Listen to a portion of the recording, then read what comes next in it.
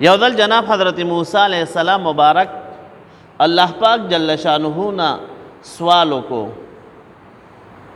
ذکا جناب حضرت موسیٰ علیہ السلام مبارک دا سے مبارک پیغمبر تیر شوید علیہ السلام چه خدای پاک جل شانہ سر خبر کری دی کلیم اللہ وتی ای نیو دل دا خدای پاک جل شانہ دربار عالی کے دا سوالو کو چه خدای پاکا تاتی یو نیک بندہ آوازو کی یو متقی و پرزگار انسان آوازو کی نو اغی وقت کی وسرت کم معاملہ کوي رب کریم جل شانہ او فرمایل ویز دغی بندت یم لبیک یا عبدی اے زما بندہ سوائے وایا کنا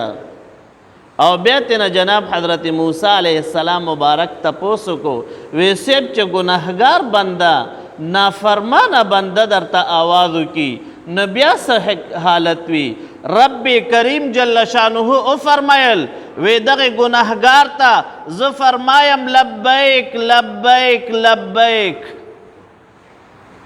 دغی گناہگار بندہ تا درید علی آواز کم لبیک لبیک لبیک اے دما بندہ دخو حاضر یم تا دمانا سغاڑی اے بندہ دما تو دمانا سغاڑی دخو حاضر یم اے بندہ تو دمانا سغاڑی دخو حاضر یم دا گناہگار بندہ پا آواز باندے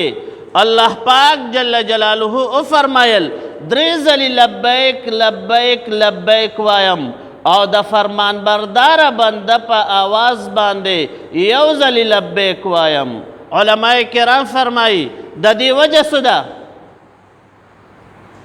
دا کم چه فرمان بردار وی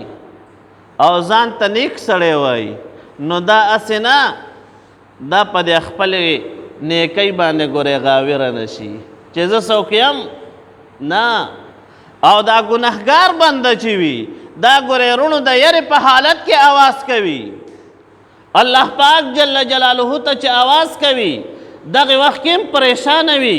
دغه وخت کې په یره کې وي چې رب کریم جل جلاله به زما آواز واوري کنه رب کریم جل شانہ بو زما د گناہونو سره سره ما ته زما د آواز جواب راکی کنه رب کریم جل شانہ هغه په خپل بنده باندې دومره مهربانه ده چې رب کریم جل شانہ فرمایي زه د ګناهګار بنده په آواز باندې درې ځلې وایم لبیک لبیک لبیک رونو زما استادا سے رب کریم جل شانہ ده او ما تا قسم ده ما ستا په وړاندې چې څو ګناه وکړي که نه بیا ګورې نه پرېږدو تر څو مو په کلي کې اعلان نه وي کړی داسې ده که نه رونو بیا تر هغې نه پرېږدو خلکو ته بیانو هلکه پلاني پلاني ګناه کړې ده نه وروره د مسلمان سپکوالی به ګورې نه بیانوي نبی کریم صلی الله علیه وسلم مبارک فرمایي المسلم اخو المسلم یو مسلمان د بل مسلمان رور ده لا یظلمه دو باندې به ظلم نه کوي دا مسلمان یو مسلمان به په بل مسلمان باندې ګورې ظلم نه کوي او د دې نه لوی ظلم څه کیدی شي رونو چې یو مسلمان ګناه وکړي او ته به ډنډوره راوالې او په لارو کې وایي هلکه پلانې صاحب خدان ته استاذ وایي پلانې صاحب خدان ته بزرګ وایي پلانې صاحب خدان ته پلانې وایي او دا گناہونه کوي ولی بنده نه ده څه نبی کریم صلی الله علیه وسلم مبارک فرمایي کله چې یو انسان گناه وکي او دا بے توبه وباسي الله پاک جل جلاله فرمایي حدیث قدسی ده الله پاک جل شانه فرمایي زه دا انسان بخم چې بے گناه وکي بے دا بنده توبه وباسي بے الله پاک جل شانه بخي او رب کریم جل شانہ فرمائی دے انسان تا پتا دا چې زما دا پارا یو رب جل شانہ شتا گوره چې هغه به زما بخل کوي رونو موږ ټول ګناهونه کوو که نه رونو چا ته به ګوره سپک نه ګورې کو چا د مسلمان حقارت د حقارت په نظر ورته وکتل په کمزوري نظر ورته وکتل موږ سره د لنډې د بڑابیر علاقے کی یو مولانا سے پاتی کی عبدالمتین جمالی صاحب مشهور مقرر دا پر موبایل باندې خلک دا بیانات اوري. هغه یو دل عجوبه خبره کوله چې د یو مسلمان سپکوالی به نه بیانوي. قسم ده په یو علاقه کې د چرسی پاتې کیږي، یو علاقه کې د بلمازه پاتې کیږي، لاړ شه د هغه ږیره ونیسه چې ته خو مې مسلمان رورې، ته خو زما د رب جل شانه بنده، زما د مهربان پیغمبر صلی الله علیه وسلم امتی، راځه وروره جومات ته راشه. سپک ونه ګورې. جناب حضرت عیسی علیہ السلام مبارک یو دل په لاره روانو، نو ورسره د هغه ملګری مو حواری، قرآن شریف کې بیان ده حواریین د جناب حضرت عیسی علیہ السلام مبارک ملګریو. نو په دغه زمانه کې یو ګناهګار بندو ما راته ویرونو چاته به سپک نه ګورې، د ګناه د وجې نه مسلمان ته سپک مه ګوره. ګناه بده ده خو مسلمان ته ګورې د هغې په وجې حقارت سره ونه ګورې، سپکاوي سره ونه ګورې. څه پته لګي چې آخر به د چا په ایمان سره کیږي. نبی کریم صلی الله علیه وسلم مبارک فرمایي انما الاعمال بالخواتیم، دارومدار د اعمالو ګورې خاتمې باندې ده، د چا خاتمه چې په ایمان شوه به دا کامیاب ده. یو ځل امام احمد بن حنبل رحمه الله، دا واقعه به کوم انشاءالله رستو، د عیسی علیہ السلام جناب حضرت عیسی علیہ السلام مبارک روانو،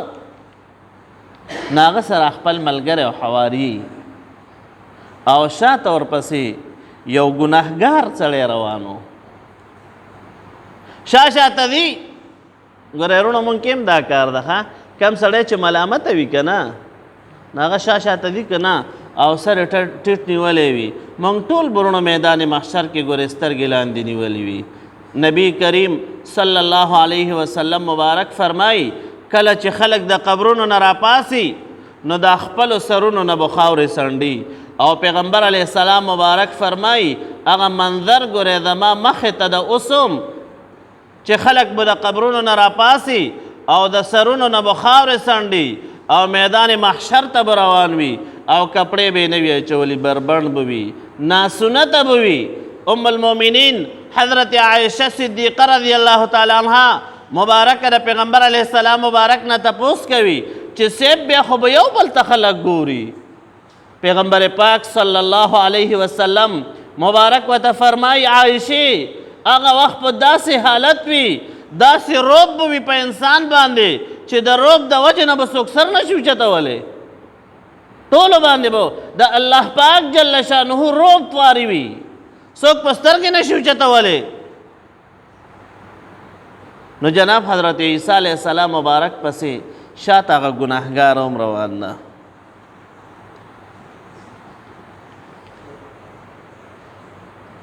نو ملګری ورته وایي وی صاحب مونږ پسې خو هغه بدبخته انسان هم را روان ده، کمزوری ورته وکتو، ټیک ته ګناهګار ده خو مسلمان رور خو دې ده که نه. وی صاحب وی مونږ پسې خو هغه هم را روان ده. چې کله دا خبره وکړه جناب حضرت عیسی علیه السلام مبارک ته الله پاک جل جلاله وحی فرمایله چې اے جناب حضرت عیسی علیه السلام مبارکه د دواړو امتیانو ته دې وفرمایا چې د خپلو اعمالو حساب ځان سره وکوي چې ته په څه عمل کې لګې او دغه سړی په څه عمل کې لګې ده چې تپوس وشوې صیب زه خو په خپل ګناه باندې پښیمانه یم او ندامت اختیاروم او توبه وباسم. جناب حضرت عیسی علیہ السلام مبارک ته وحی وشوه چې دا مې د ندامت ته وجې نه وبخلو، د ګناه باندې د خپیمانتیا د وجې نه مې وبخلو. نو ما راته وویل که چې دا دارومدار د اعمالو ګورې په خاتمې سره ده ښه. امام احمد بن حنبل رحمه الله چې لوی امام تیر شوی ده، هغه چې کله وفات کېدو نو شاګردان ترې نه ګیر چاپېره ناست دي او امام احمد بن حنبل رحمه الله پروت تا او د روح بوتلو ټیمې ده د مرګ حالت ته امام احمد بن حنبل رحمه الله